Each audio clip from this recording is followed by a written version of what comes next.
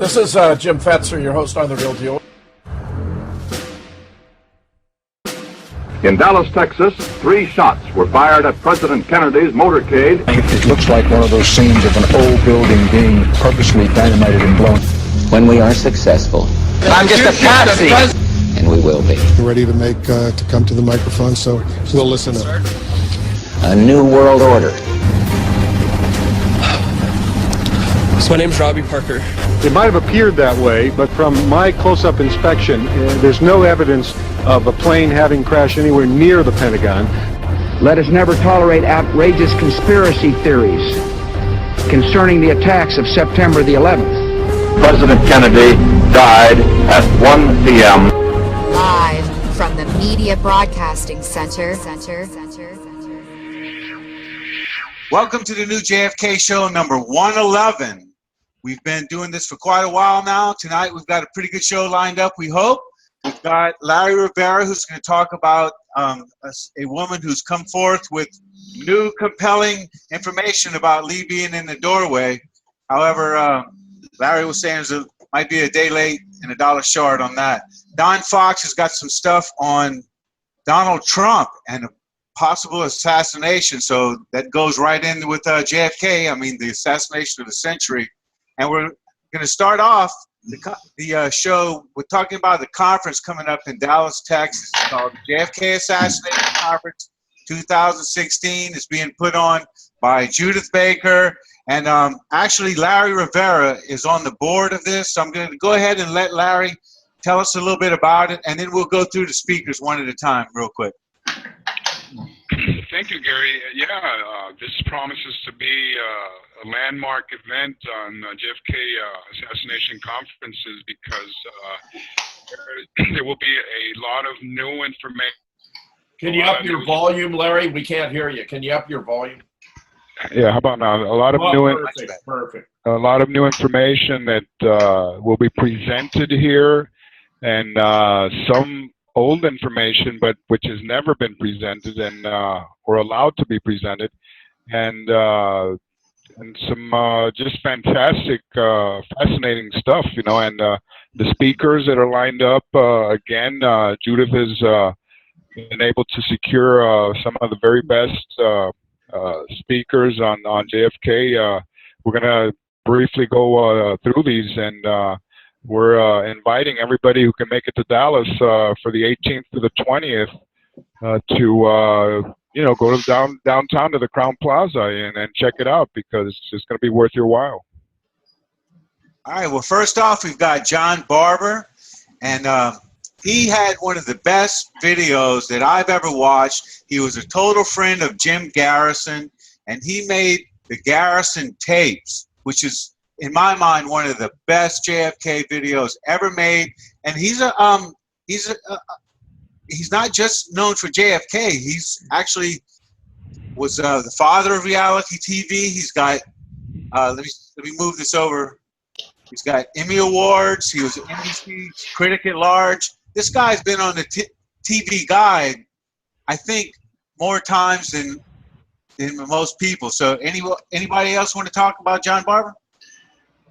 Yeah, most Americans back in the 70s watched Real People, and John Barber was behind that. That was a phenomenal show, massive ratings on a week-in, week-out basis. Well, the Garrison tapes is one of the most important documentaries ever put together, on JFK, as far as I'm concerned. Yes, Jim, there were some very, very minor mistakes. For example, where they identified Jack Ruby, the man that they identify as Jack Ruby in front of the TSBD, that's not really him. Okay, that was but a very small mistake in view of the brutality of the presentation. Right off the bat, he's saying that the CIA did it. Okay, and he goes over the Altgen 6 photograph. He goes over just a lot of data and information. I obtained this tape actually in 1993 at ASK. and I've had it for a long, long time. It's been, one of my very treasured possessions, and now you can find it on YouTube. But back in the day, you could only get this tape at conferences. Yeah, so, VHS tape. Yeah, it's a VHS. Don't forget that he says, Jim Garrison in that video says Lee Harvey Oswald was standing in the doorway. That's right. Where I got that clip, and also of Harold Weisberg saying the same thing. That's where I got those two clips. And so that, like you said, that is one of the most treasured videos, and I found it. And what's very important to realize here, Gary, is that at the time that it was done, okay, you really didn't go, and talk about this kind of stuff. The work that guy Jaffe did on the backyard photographs in that documentary is just unbelievable. Okay, so again, if you can download it from YouTube, it's available. Must watch. Out of all the videos, that's a must watch. And I found that in my mother's VCR basket. She had these big old tapes, remember big VCR, and I literally watched that probably 25 times. I can honestly say that with a VCR tape. Dr. Fetzer? Yeah, well, I'm fascinated. I mean, this guy would definitely be somebody worth hearing. I look forward to it. Yeah, I was going to say one last word on John Barber. I've heard him on Black Op Radio a few times, and I'll have to give Len credit. We like to bash Black Op around here. Len has had him on for some lengthy interviews, and John Barber is a fascinating guy to listen to. Absolutely, a star in his own right, and completely. I believe what happened that it was. He was on the Jim Garrison. Never mind. We'll tell that story later. We'll spend too much time on that. Anyway, Judy Baker. Anybody want to talk about her real quick? Well, everyone knows Judith. She was Lee's girlfriend in New Orleans the summer before the assassination. She has published 2 books now. One called Me and Lee, about her experiences there, and a second about David Ferrie, because while she was there, she and Lee and David, under the supervision of Dr. Mary Sherman, were working on the development of a rapid-acting cancer that was going to be used as a bioweapon. Indeed, it would appear that it was actually used on Jack Ruby, who believed he'd been injected with cancer cells. And, of course, he knew about the project. That's right. Judith had actually met him there under the name of Sparky Rubenstein, not as Jack Ruby, and didn't put 2 and 2 together until after he had shot Lee. So, well, actually, in the late '90s, she finally came around to realize that Sparky was actually Jack Ruby. I know. Yeah. It was so traumatizing for her that she couldn't bear to spend time watching the aftermath of the Lee's own assassination. Well, I just want to say one thing, because I've been very involved, in the translation of this book, and I think the major thesis on this book is the humanization of Lee Oswald. Yeah, it's a real person. Real person. Yeah, yes, and where the media and the pro lone nut theory have portrayed him as like a lone nut communist, disgruntled, anti everything. Okay, and and that's just ridiculous, and that he couldn't drive a car, on and on and on, so I think her managing these conferences and bringing all the people together and being able to be her story accepted every year by more and more researchers, I think is very, very important. Yeah, out of all the Dallas conferences, this is definitely the one to be at, as opposed to a Deborah Conway conference, which are completely chilled out. Well, the thing about Judith is that she brings all the different points of view, together, So, and she doesn't say anything, and I think that's very important, and just let the audience decide for themselves. Don, you want to comment real quick, Don? I don't really know Judith on a personal level, so I guess I'll just leave it at that. Well, we do. We'll handle it from here. Yeah, I'll let you guys handle that one. All right, next up we got Abraham Bolden, the Chicago plot. Anybody want to take that one? Sure. I've interviewed Abraham on the Real Deal when it was a straight audio show. You can find the interview if you go to radiofetzer.blogspot.com. Bolden revealed that an informant by the name of Lee, had tipped off the Secret Service to an attempted assassination in Chicago, which they were able to foil. And it's very, very interesting since I think it's virtually undebatable that Lee had to have been Lee Oswald, who, of course, Wagner Carr, the Attorney General of Texas, discovered had been working as an informant for the FBI, that he had informant number 297, and they was being paid $200 a month right up to the time of the assassination, which of course explains why his W-2 forms of all things cannot be made available. The government seems to find it impossible to get a hold of the W-2 form of the man who's alleged to have assassinated the 35th president of the United States. What an absurdity. Well, Abraham Bolden not only did that, what you just mentioned, but he, in his book, like she mentioned there, Echo from Dealey Plaza, I think it's just an incredible inside information portrayal of the Secret Service in those days, because President Kennedy personally asked him to be on the president's detail. And when he saw how lax security was and the alcohol consumption that was going on in the Secret Service, he was appalled. Okay, and as you know, they fabricated a case and they brought a false witness against him, where he was jailed for many years and in a psychiatric hospital and in a psychiatric institution, I might say, and drugged almost constantly. Okay, and the story that he has to tell is just stunning. You know, Abraham paid a heavy price. There's no doubt about that. A lot of people did, and they were going to do the same thing to Marguerite Oswald. They said they'd have her in the nut house for a long time if they needed to. She wasn't quiet. Yeah. So, anybody else on Abraham? All right, now next up we got Gordon Ferry. I'm unaware of Gordon Ferry. You want to scroll it up, Gary? Yeah. I think my internet cut out. Oh, there you go. Yeah, we'll start from there. All right, now Gordon Ferry is completely unknown to me. Is anybody aware of Gordon? No, the first time I heard his name was when Judith started passing information around a couple of months ago.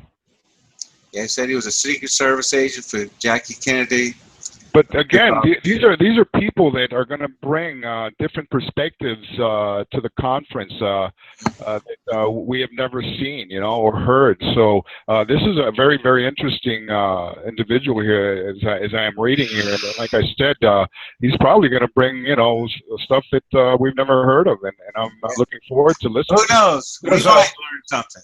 There's a sentence missing here in the second paragraph. The third line is missing.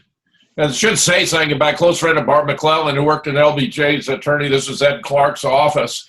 Okay. There's a whole line missing there that winds up with the word system or two sentences. Yeah. Yeah. And I believe Judith has sent Lorian emails about this. About the missing sentence? Yes. Yeah, yes. okay. Yes. Go right ahead. All right. Is Lorian still working the website then? Yes. Okay. Yes, she is. All right, so we got St. John Hunt. I actually played Secret Agent Man with St. John Hunt last year at Lee Oswald's birthday. It was really fun. Everyone knows that his father was E. Howard Hunt, one of the highest people in the CIA. And on the occasion of the 49th observance of the assassination at the Roxy Theater in San Francisco, right. Judith Baker, St. John Hunt, and I were all participating in a viewing of Oliver Stone's director's cut of Oliver Stone's JFK, where I was asked to comment on the strengths and weaknesses of the film and pointed out it was largely a masterpiece, but that number one, he he had too few shooting teams by at least half because he only posited 3, when there had to have been at least 6. Number 2, that he assumed the Zapruder film was authentic, largely because Robert Groden was serving as an advisor to him in the creation of the film. And number 3, he was unaware that Lee Oswald actually was the man in the doorway whom he mistakenly believed at that point in time was Billy Lovelady. But St. John is very well known because when his father thought he was on his deathbed, he actually survived, but at the time he thought he was dying. He explained to St. John that the chain of command went from Lyndon Johnson to David Atlee Phillips to Cord Meyer, then to David Atlee Phillips, and then to William Harvey, and then to David Sanchez Morales and others at a lower level. So St. John's a very interesting guy because of his connection to his father. Yeah, I believe he actually helped his father destroy some evidence when he was a young boy during this time. It's something about a typewriter, isn't that right? Yes. Yeah. All right, Bar McClellan, the Men Who Killed Kennedy, is where I first was introduced to him, and tells a very convincing story of LBJ and his involvement. And well, it's interesting that his book, Blood, Money, Power, isn't named here. It certainly ought to be, but it's talking about how what he learned by working for LBJ's attorney, Ed Clark, who made arrangements for the assassination, that he picked up a lot of information that he published in the book, and, you know, tying together Clark with Lyndon, with the hit and all that, where some still do not know to this day that Lyndon sent his chief administrative assistant, Cliff Carter, down to Dallas to make sure all the arrangements were in place for the assassination. Mm-hmm. Changing the parade route, all that. Yeah.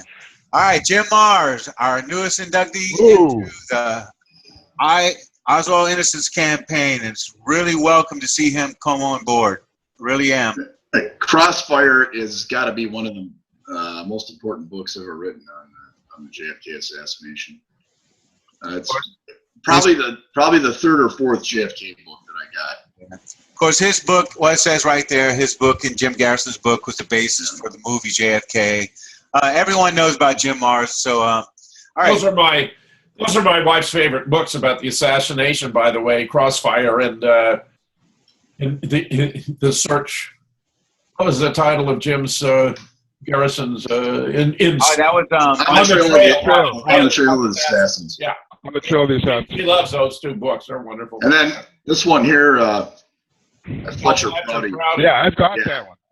Sure. This is an absolute classic. This teaches you how the world really works. Yeah, that one's deep. That's a heavy-duty book right there. You got to read it a couple of times. So, all right, Shane O'Sullivan, Dr. Fetzer, you said you knew a little about him. Oh, yeah, we've been in contact. We've exchanged emails and discussion and so forth, sources and so forth. He's an expert on the death of Bobby. He has a documentary, RFK Must Die, about the role of Sirhan, who clearly was under hypnosis, was mind-controlled, was a diversion, didn't actually kill Bobby, who was shot 4 times from behind. Sirhan only shot from in front. And the book, Who Killed Bobby, very impressive. He's one of the leading experts on the death of Robert Kennedy. Yeah, he also did that Killing Oswald that you and I did that review, remember, for Veterans Today when it first came out. And we discussed the pluses and the minuses, you know, pros and the cons, you know, where he had allowed, you know, this myth about the mafia being involved in, well, obviously he brought the people that he interviewed and everything, but one of them was just that ridiculous angle of the mafia being involved. And we all know that the mafia could have never orchestrated the cover-up of the autopsy and the appointment of the warrant. Yeah, and so exchange of the bodies. Yeah, right. So you know, but overall, you know, it was pretty good. The other thing that he covers is that Marina took the backyard photographs, and I don't believe that Marina ever took them. No, of course not. They were fake. Yeah. Nobody took those photographs. They were photoshopped. I mean, how could anyone take a Photoshop? It's like nobody, you know, Zapruder didn't film the Zapruder film because the Zapruder film was created in a laboratory. Nobody filmed. They didn't have Photoshop, but they had their cut and paste going on. Right. If they had the digital technology we have available today, they would have made it much, much better, harder to crack case than it was. Yeah. Well, that was one of the weaknesses of his documentary. But overall, I would have given it a B. Maybe a B minus. That's me. Killing Oswald. They were crude. They were very crude in the cover-up as far as doctoring the photographs. All right, Vince Palomara. All I can say about Vince is I really liked him and followed. He was on Black Op Radio quite often, but suddenly, somewhere along the line, he completely went for the Warren Commission and completely turned on the JFK community. But then, after hearing a couple more shows, he's come back home, I guess. So I'm not really sure what to make of Vince. I'll just say, Vince is very impressed by the last book he read on JFK. Follow his reviews on Amazon, and you'll discern what I mean. He's the leading expert on the Secret Service. However, without any question, he's had agents remark to him, Vince, you know more about the Secret Service than we do. Yeah, and well, actually, because he wrote one of the chapters in your book, Murder in Dealey Plaza. But I'm a little disappointed with Vince because when we did the research on the Miller photograph, which depicts, a lot of people have always assumed it's Clint Hill straddling the back seat of the limo as it races to Parkland Hospital, and we did overlays, and we actually proved that it's actually Glenn Bennett, and that the foot that is sticking out of the limo is actually Clint Hill laying over the president, where he was so close to the president's head that he could see the hole in the back of the head. You didn't have to be that close, but it was a massive, this-sized hole. Where his description, Larry, of that even managed to make its way into the Kennedy Detail, the official book about the assassination, it says Clint Hill observed this massive fist-sized hole in the back of JFK's head. I was astounded that made it into the book. I know, and then he talks about it when he's presenting the book, I believe that. Yeah. John Costello picked up on that, and I published an article about it. Who are you going to believe, Clint Hill or the Zapruder film? There you go. Yeah, my only take on Vince Palomara. I've heard him on Black Op a few times, and there's no question he's done a lot of research on the Secret Service, but how can you do that much work on JFK and then come out and say Oswald did it, and then a few months later or whatever do a 180 and come back, oh no, it was a conspiracy? That's a little perplexing. Yeah, to say the least. We like 100% truthers, but he doesn't appear to be one. All right, Francis Gary Powers, of course, the son of the U-2 pilot who was shot down over Soviet Union to sabotage the summit meeting between Khrushchev and Eisenhower. Yeah, a little bizarre that he ever mentioned Lee Oswald, but it definitely happened. All right, up next is Roger Stone. Now, I'm going to let y'all talk about Roger Stone. Well, I know Roger. I've interviewed Roger twice. We correspond. He's got an excellent book about the man who killed Kennedy, the case against LBJ. It is not as thorough and meticulous as Phil Nelson's LBJ mastermind of the assassination of JFK, but it's certainly right-headed. It's well-written, and because he's an insider in Washington, having worked for a whole host of Republican presidents, he has a certain, credibility with the right wing that other authors may not possess. Yeah, there's just something I can't get over when a guy has a picture of Richard Milhouse Nixon in his living room. One thing about Roger is that when he makes his appearance at Judy's conference, everybody treats him like a big mega movie star, and he's in a three-piece suit, and I'm going, oh my God, what's going on here? Yeah. All right, Ed Tatro, from what discussion Larry and I had today, actually has done a 180 on Lee being in the doorway, you told me? Because in New Orleans, he was completely dead set against it. So you said there's been well, don't forget that when New Orleans happened, we had just started to work on the overlays and perfecting the technique and everything. And when you showed him, tried to show him the work, it had not reached the point of perfection that it did later on. Okay, now as very briefly, Judith and I were able to present a couple of the slides which showed the overlays. We were not allowed to. We did not have a chance to present the animated GIFs. Okay. Pull it all the way up, Gary. Okay. You can't see it all. And at the end of the session, he came out, and he took the microphone where we do the question and answer session, and he actually told the audience that Marina had told him that the shirt that Doorman was wearing is a shirt that she had given him. Okay. Well, she explained. Well, in Olney, and this I believe is the first time he spoke about it. I was given the opportunity to talk a bit about JFK. I wasn't originally on the speakers list. And after I spoke, Ed said, and I must have said something about the man in the doorway.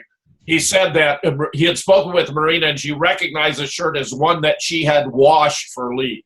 Right. And another thing that this Ed is a legendary researcher. He started at a very young age. He was even in the courtroom at the Garrison trial when he was very, very young. I think in the early 20s. Okay, he corresponded with Roger Craig for many, many years. He's got original letters that he has published, and all the information that Roger Craig and him exchanged, which has been the basis of a lot of really, really good research. Because Roger Craig, everybody knows, saw Lee Oswald get into the Rambler 10 minutes after the shooting, and Go ahead. And he saw Roger Craig saw Lee Oswald in Captain Fritz's. Roger Craig was in Captain Fritz's office, and when Lee Oswald was being interrogated by Captain Fritz, and that was verified later on, with the photograph. Keep going, Gary. All right, we got Sarawak. Well, he's often thought of as the dean of JFK studies, though that title has also been bestowed upon Peter Dale Scott. He is given, he's got lots of professional publications. He's been a coroner of Allegheny County, and his office is in Pittsburgh forever. He's one of the most famous medical pathologists, forensic pathologists in the world, perhaps the most famous. I'll agree with that. Yeah, hasn't he been talking about, Jim, were you saying that he was talking about how the bullet came out the front? That the throat wound was an exit wound? No. He's been a debunker of the magic bullet. I mean, if there's anything for which Cyril Wecht is noted, it's his hundreds of presentations debunking the magic bullet theory. Yeah, but what about the HSCA? Isn't there a discrepancy there? That's well, there is the oddity there about accounting for the wound as it was described in Parkland, as it was described in Bethesda, and the HSC finding, which seems to me an attempt to recreate the cover-up from scratch to do a better job than the Warren Commission. What can I say? He was the only one who objected to their official report. Okay. All right, last up is Stan Weber. I just wanted to mention real quickly that he, and if you watch The Men Who Killed Kennedy, one of the very first interviewees there is Cyril Wecht, and he calls the single bullet theory the sine qua non of the entire case. I mean, it's impossible. So, right, that's it. Right, it's the element without which the official account cannot stand up. Cannot say any coherence, and he's devoted himself to debunking it. Right. All right. So, all right, fellas, do y'all want to go? Well, we don't know Stan Weber. I mean, he's. I'm sorry, I forgot. Go ahead. He's a professor of sociology at McNeese State University in Lake Charles, Louisiana. That's your neck of the woods, Gary. I guess I can go talk to him if I need to. All right. Okay, I just briefly wanted to mention a couple of other people that are not mentioned here. We're going to have Louise Gibson, the photo analyst. Lois Gibson. Yeah, Lois Gibson, and we're also going to have, as Jim knows, Cindy Wilkinson coming to do some presentations on some very high quality frames of the Zapruder film. Right, and she has a group of Hollywood film restoration experts who've been studying the so-called forensic edition of the Zapruder film, and I've been into their lab and seen the quality of the film, and it's phenomenal. It's actually phenomenal. And then we've also got Ole Damregard coming from Norway. Is that Jim? That he's from? He's originally from Sweden, but he's coming from Spain. Okay, right. Yeah, he had to relocate. Yeah, he's going to be one of our major guests, also speak. And like I said, it's all shaping up to be one heck of a conference. Yeah, Ole is a conspiracy theorist. Ole's a very close collaborator of mine, and I have done several interviews with him recently, and he's just a terrific guy. He, in fact, just received the Prague Peace Prize. Yes. Prague with a fascinating document of purportedly by a hitman who had 117 hits, including Rafael Trujillo, Dag Hammarskjöld, the Diem brothers. This is fascinating. If you go to my Facebook page, you'll find it there. Or if you go to The Real Deal, go to Gary King's YouTube channel and you'll find it. My interview with Ole about this. Don't you have to kill millions of people to get a Peace Prize, though? It's not the other Peace Prize. Barack Obama. It's Barack Obama. Right, the one you have to kill at least 1 million people to get. Yeah, not that one. It's a different one. Okay, now we have two things to do, and we can go over. It doesn't have to stop at exactly an hour. But next up, we have either we can talk about the overlays with this lady. It's a 2-minute video if y'all want to watch that. Or we can go into Don's stuff. Well, why don't we do the overlays first? Yeah. Knock that off, and then Don's going in a different direction. Yep. Okay. Let me pull it up here. All right. Here we go. Well, does Larry want to give us a preface? Yeah, this is this really caught me by surprise yesterday when I received this email from Ralph regarding photo expert Jana Willis. And there's going to be a mock trial in Houston for Lee Harvey Oswald. And the attorney for the defense is going to be Bob Tannenbaum. We all know Bob Tannenbaum very well, from the HSCA, the original counsel for the committee. And where he was fired because he wanted to do a real investigation, as was Richard Sprague, and then eventually they got their man in Robert Blakey, who went and obfuscated even more the whole situation, and was only at the end obligated to admit that there was a conspiracy because the dicta belts that came out that showed at least 4 different shots. So, but that this is something that it's. I would like to see the work, but it's not gonna. I don't know if it's gonna be better than what we have done with our overlays, which are really incredible. Really. Go ahead and play it, Gary. Yeah. Here we go. Go ahead.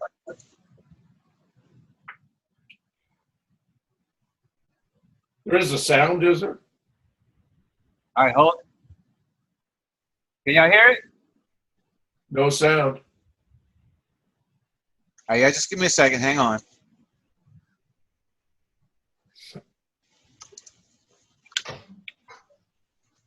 Okay. But y'all saw it, so. But I guess it's just confirmation of our work that we posted last year, and I guess it's a good thing. Okay. Well, wait, go ahead and let it run and let Larry comment while it runs. Yeah, you better see. Go ahead and let it run. Yeah. Larry. Like we have been proposing since last year, October of last year, when we first came out with the overlays, and then we did the colorized versions of the overlays, and the remarkable results that we obtained. And at the time, we challenged and we asked for anybody who wanted to follow the methodology to come up with Billy Lovelady being the man in the doorway. And so far, Gary, just let it run. It moves around like that. She moves it around. Like that? Yes, it does. Even over to the side like this. Yes, someone else is doing that.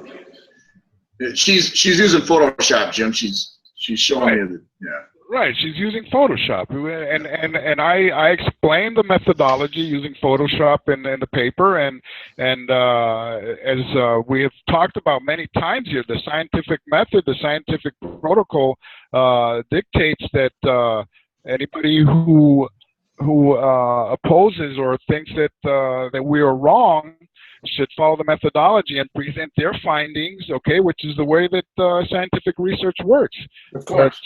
So far, it hasn't happened, and like I said, the silence is deafening, and as far as I'm concerned, and I've said it many times, game is over. Jim, what do you think? I thought your work is so sensational. I mean, we'd already established, given the line of reasoning that Ralph had originally introduced based on the height, weight, build, the shirt, the T-shirt, that this had to be Lee Oswald and neither of the alternative candidates. And then your sensational gift showing how even the facial features, the skull and so forth, fit Lee Oswald and did not fit Billy Lovelady. In my opinion, this was already decisively settled. Then you had Judith's very important contribution. Pixelation. Comparing, the pixelation study of the left sleeve of the shirt that Grodin photographed Billy wearing, that he wasn't wearing at the time of the assassination, in comparison with the shirt on Doorman, and Lee, and comparing Grodin's shirt, the shirt on Billy, which Grodin photographed that Billy actually wasn't wearing at the time, and with Doorman's shirt, and the shirt on Lee with Doorman's shirt. And of course, the match with Lee is virtually the same, and with Grodin, the Billy shirt is completely different. Yeah, and we've criticized Grodin many times here for parroting this Lovelady in the doorway as opposed to being doorman, as opposed to the real person who was the man in the door, which was Lee Oswald, based on absolute nonsense, where even the shirt that he has supposedly brought out, with the checkered shirt, doesn't even match, because the one, even in his book on page 187, The Killing of a President, he shows two different shirts, one with a breast pocket and one without. I mean, it's just amazing how thoroughly we've been able to debunk the alternative that it was Billy Lovelady. Yeah, and this is all, after the fact stuff, and plus we were emailing about this today, Billy Lovelady, with all of his problems at Andrews, being as pliable as he was, with the trouble that he had been in, He would have done anything. That's right. Whatever they said, he was in such trouble. That's right. So, all right, Don, we're about to play this video here, and we should be able to hear it. So it's 3 minutes long. You want to preface it? Yeah, this is a Dave Acton clip, and I caught this on Robert Raybold's show on Sunday, and it's another one of the very strange goings on with Donald Trump right now, where a deceased FBI agent turns up at Trump Tower with a silenced weapon. A reportedly deceased agent. Yeah. Well, we've got the New York Times story back in the Wayback Machine that reported he was killed back in 2007. Right. And of course, he shows up with a weapon that has no serial number. It's not that it's been filed off. It was manufactured without a serial number, and he has an illegal silencer. And they're trying to dismiss it and blame it on some drunken security cop. It's quite ridiculous, Don. I can't wait to see what you got here. All right, here we go. Are y'all not hearing that? Nope. Okay, let me unplug my headphone. You won't be able to see me, but you should be able to hear me. Dave Acton checking in. Well, this meme. Turn it up. Trump assassination going on and on. And of course, we think about hoax assassinations against Go ahead and Hilda. start it over. I'll edit that out. Hey everybody, got Dave Acton checking in. Well, you know, this meme of Trump assassination going on and on. And of course, we think about hoax assassinations against Hilda, et cetera, et cetera. But this is a very interesting story. If you read it, they stopped someone going into the Trump Tower, lurking around, according to this story. He was stopped by a Secret Service agent, actually had a pistol. Don't go too far. They booked him, they ran his prints, and it turned out that supposedly he was an FBI agent killed in 2007 during a bank robbery.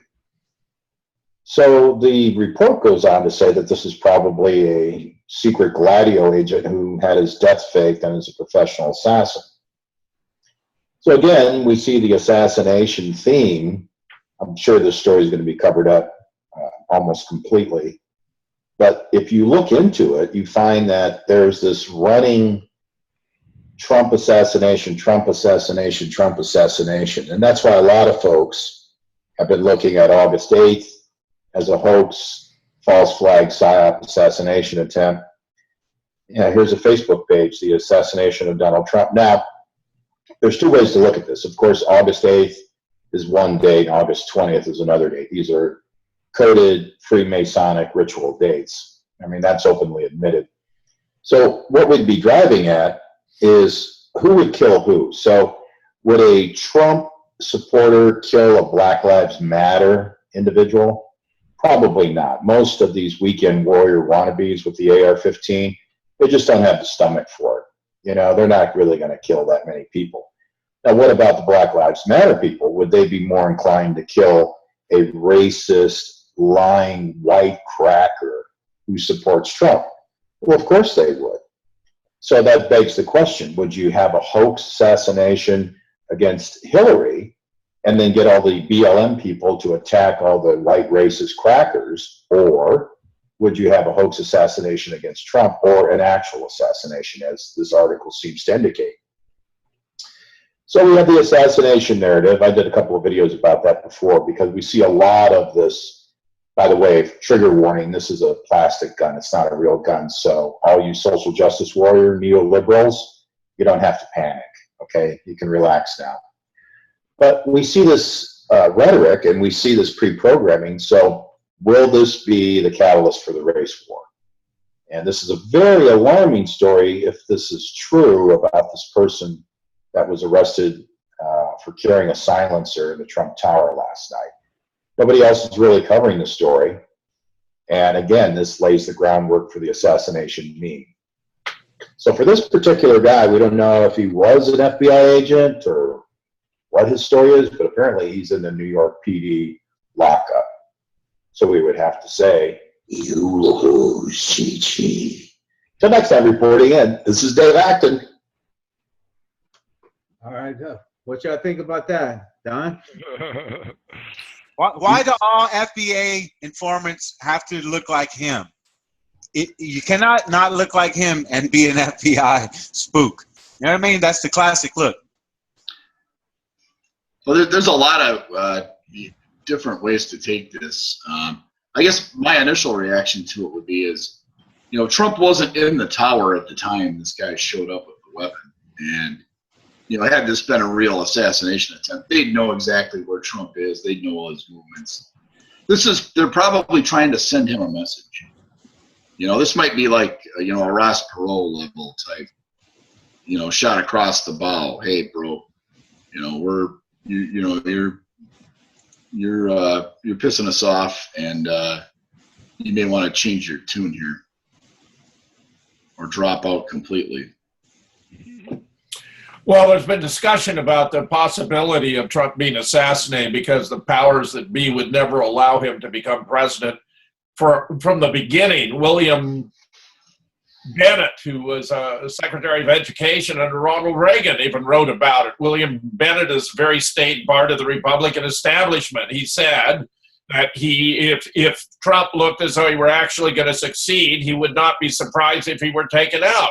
Many people have that opinion. Some have gone to the point of actually advocating it. Mark Zuckerberg, who owns Facebook, put up a Facebook page that Trump should be assassinated, which many of us thought was offensive and obnoxious, and complained, and received a response that it was not a violation of Facebook's community standards, which is simply lunatic. But you don't hear of the Secret Service and the FBI going after Mark Zuckerberg for being so offensive. I think Don's probably pretty much spot on here. The fact that it's a weapon that was manufactured with no serial number means this is a covert weapon designed for the use in assassinations. He had an illegal silencer. The fact you got a guy who's reported to have been dead is a perfect, kind of actual assassin. What this story doesn't show is that they blamed it on a 52-year-old security guard who was supposed to be drunk. Now, I don't believe that for a second. So I think that either this was a bona fide attempt, or at the very least it's transmit a signal to Trump that he might be in danger, but he's got to have known that from the beginning. I agree. Wow. Well, it wouldn't be the first. Yeah. Bill Bennett is a well-known Neil Cohen, is what I like to call him, or a lot of people. Cohen? Yes. Yeah. Or Cohen. Yeah. Or they refer to these people also as a conservative, in the alt-right. So basically, what that is, he's a shill for the Jews, and that's really and Facebook. I deactivated my Facebook account this week. I just can't take it anymore. I don't fool with it at all. But Jim, the media right now is portraying Trump as shooting himself in the foot almost on a daily basis. The media has gone so far over the edge. There's a total loss of objectivity. Some of them have been writing about it. Let me give you a couple illustrations. Right now, we're getting poll numbers out. There's supposed to be a Gallup poll that shows 51% of those who heard Trump's speech were less inclined to vote for him. That's absurd. He got a 6-point bounce out of the Republican convention. Frank Lutz, who's a very good pollster, had a focus group of 20 people who are either neutral or negative about Trump after they heard the speech. 10 of them said they were going to vote for Trump. The others, no one said they were going to vote for Hillary.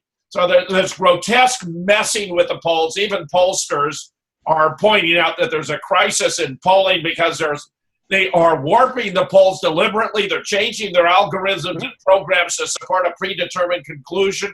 And I just discovered today photographs from a rally for Hillary in St. Petersburg, Florida, near where I used to reside in Sarasota, Bradenton, and 171 people had shown up. That was embarrassing, so they photoshopped it to look like there were thousands. I saw that. And they're minimizing the actual honest-to-God Trump rallies where he gets 15,000 people. Hillary can't draw 1,000. He gets 15,000, but you're not hearing it from the media. I've never heard such complete and total rubbish, such one-sided nonsense, pure propaganda, as you'll get today from the mass media, and none more spectacularly than MSNBC, which has become nothing but a propaganda operation for Hillary Clinton and the DNC. Yeah, one of her rallies, there were 350 people, and most of them were just kind of curious people thinking they were seeing almost like a celebrity, but she can't fill up a local bar, much less. You got to understand now, there are new revelations that have become coming out. Hillary's got serious physical brain problems. She has early-stage Alzheimer's. It can also be described as Benswager's disease. Check it out. Go and look on Hillary's health. I've done several programs about it. They have a letter diagnosing her medical problems from her own physician. This is very embarrassing. It's very serious. I've been talking about this on the air at least since Friday, if not before. I've gone into it in great detail. You're not getting any of it from the mainstream press. So far, I've heard two little bumps, but it is getting out in the alternative. I've heard a couple on Hannity. I've had a couple of medical experts talking about Alex Jones and Dr. Steve Pachenik, who happens to be a psychiatrist, going into all the significance of all this. Hillary is not physically or mentally qualified to be president of the United States. She freezes. She's having seizures. She's got all kinds of tics. She's got serious physical problems with her brain. Yeah, she suffered a massive concussion back in 2012. She fell and hit her head. Yeah, guys, but and when Trump talks about rigged elections, which we've spoken about here before, you know, Yeah, so it's nothing new, you know. So you know, Jim can tell us about that because Wisconsin has been a primary case yeah, for here's that. the New York Oh, Times you're story absolutely right. back There's from, overwhelming evidence. I April mean, that's 6, what those 2007, hacked emails from the veteran FBI DNC agent were out of all bank about, robbery that they were was fatally sabotaging wounded the Bernie Sanders yesterday campaign. morning, apparently when I another agent's believe that weapon if accidentally Bernie discharged had during a confrontation not with endorsed three Hillary gunmen and outside had a bank in a accepted Jill quiet Stein's town in central invitation New to run Jersey. at the top of her ticket, Well, the circumstances. Green Killed by friendly fire. It says he may have been fatally wounded as a result of the accidental discharge of another agent's weapon during a dynamic arrest situation. Yeah, Barry Lee Bush. Yeah, Barry Lee Bush, 52 of the Bureau's Newark office. Yeah, may have been fatally wounded. Yeah. Fascinating. So where did he go for 10 years? So he was dead? No, he wasn't. And now he's at Trump Tower getting arrested. Maybe he was out piling up hits. Yeah. Well, okay. So if he did fake his own death or whatever, and he went underground, why would he pop up to get arrested at Trump Tower? Is that how Very bizarre. Very bizarre there, Don. Is that how deep they're digging to intimidate Trump? That's what it looks like. All right, what about this guy here? I have questions about him, but it doesn't mean he doesn't have a good story on his site every now and then. Well, yeah, I mean, you know, as our friend Dennis Camino would point out, we have a shill here. He is an Ashkenazi Jew, but you know, he does link to some good articles once in a while. So you know, here's one. Yeah. All right, Don. Yeah, and then he quotes the ABC story where the suspect was arrested outside the building trying to breach the secure area, but was released by the judge on his promise never to try to get in the building again.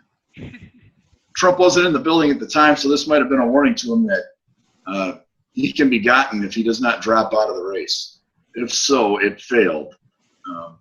So it's an obvious intimidation tactic. And with the judge just releasing the guy on the promise that he won't go back there again? That's ridiculous. Man, they never let you off that. Is assassin alive and wouldn't promise he won't go back there again? I mean, how ridiculous is that? I mean, if I showed up on the White House lawn with the silenced weapon. Right. You think I'd get released? Release you, Don, if you promise you won't do it again. Yes. Don, stop bringing that AK-47. Promise never to do it again. Yeah. It'll stay in the closet from now on, guys. I mean it. All right. This time I really mean it. Yep. So, all right, fellas. We'll find out soon about Trump being for real or not. I pray to God that he is. And I was seeing Hillary have seizures after seizure. Maybe her MK Ultra mind control is undoing or something like that. Well, that Tim Kaine character. Now I've been hearing stuff about him, the vice president. This guy is very connected. Maybe we'll have more on that in a future show. Yeah, we need to do that. Yeah, he is a talk very about both of the vice presidential candidates. Yes. Yeah, this guy. Maybe he's the plan B. Yeah.